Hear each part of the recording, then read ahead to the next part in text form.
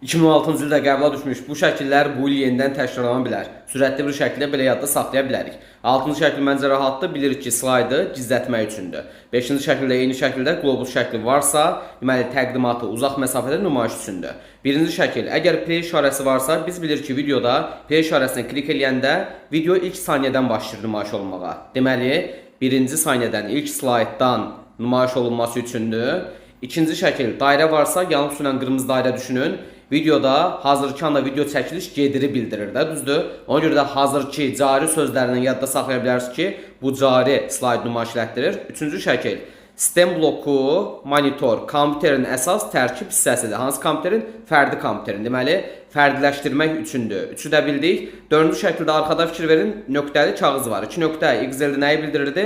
Diapazonu, aralığı. Deməli, müəyyən aralıqdakı slaydlar nümayiş üçündür. Rəyləri yazırsınız görək, doğru cavab nə olmuş olur bu sualda?